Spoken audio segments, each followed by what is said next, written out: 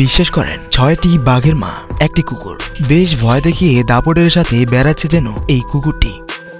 এমনকি বাঘের গর্জে ওঠার সাথে সাথে কুকুরটি ঘেউ ঘেউ করে সেই বাঘগুলোকে যেন এক প্রকার শাসন করতেছে, আর বাঘগুলো মাথা নিচু করে কুকুরটির শাসন মেনে নিচ্ছে।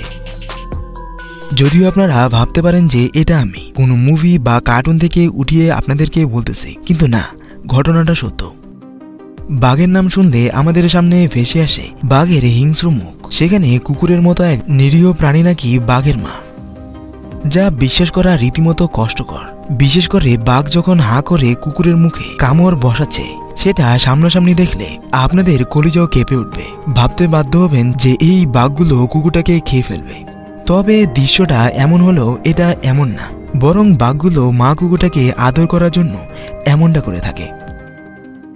ঘটনাটা চীনের এক জুয়ের। সেখানকার কর্মীদের মতে ৬টি বাঘকে জন্ম দিয়ে মা বাঘটি পালিয়েছে, আর সেই ছোট্ট ছোট বাঘগুলোকে মায়ের দুধ ছাড়া বাঁচানো সম্ভব হতো না। তাই এই ছোট্ট বাঘগুলোকে বাঁচানোর জন্য গোল্ডেন রিট্রিভার নামক কুকুরটিকে আনা হয়। উদ্দেশ্য ছিল পরিণত হওয়া পর্যন্ত কুকুরটিকে বাঘের খাঁচাতে রাখার। কারণ হাজার হোক, বাঘ তো মাংসের গন্ধে যদি ঝাঁপিয়ে পড়ে বসে বলা তো যায় না। কিন্তু তবুও কুকুরটিকে খাঁচার ভেতরে ঢুকতে দিতেন কর্তৃপক্ষ, কারণ না হলে তো বাঘগুলো খিদার চোটে মারা যাবে। আর এইভাবেই ধীরে ধীরে বাঘগুলো অভ্যস্ত হয়ে ওঠে তাদের নতুন মায়ের সাথে। এই মায়ের সাথে আস্তে আস্তে বড় হয়ে উঠতেছিল বাঘগুলো, বা বলতে পারেন কুকুরটি লালন পালন করতেছিল বাঘগুলোকে। তবে ঘটনাটা যে এখানেই শেষ এমনটা না। বাঘগুলোর ওজন যখন ২০০ থেকে ৩০০ কেজি, বা বলতে পারেন বাঘগুলো যখন প্রায় পূর্ণবয়স্ক, তখন কর্তৃপক্ষ কুকুরটাকে সরিয়ে নেওয়ার সিদ্ধান্ত নেয় এবং একদিন সরিয়ে নেয়।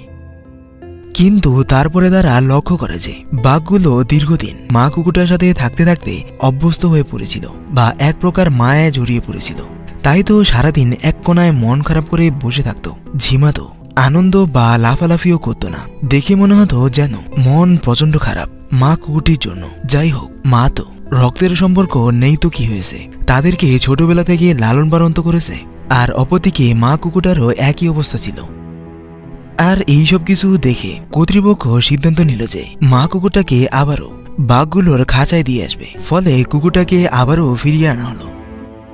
আর মা কুকুরটাকে আরও একবার দেখতে পেয়ে তাদের সবারই মন একদম চাঙ্গা হয়ে যায়। আর তাই কর্তৃপক্ষ সিদ্ধান্ত নেয় যে এই কুকুরটাকে এইভাবেই বাঘের খাঁচা রাখবে। হাজার হোক, তাদেরই তো মা, রক্তের সম্পর্ক নেই তো কি হয়েছে। আর ভিডিওটাই পর্যন্তই। ভালো লাগলে লাইক এবং শেয়ার করতে পারেন, যাতে অন্যান্য মানুষেরাও দেখতে পারে। আর এই সম্বন্ধে আপনাদের যদি কোনো বলা থাকে তাহলে কমেন্টে লিখতে পারেন। পেজে বা চ্যানেলে নতুন দেখলে ফলো বা সাবস্ক্রাইব করতে পারেন। ধন্যবাদ।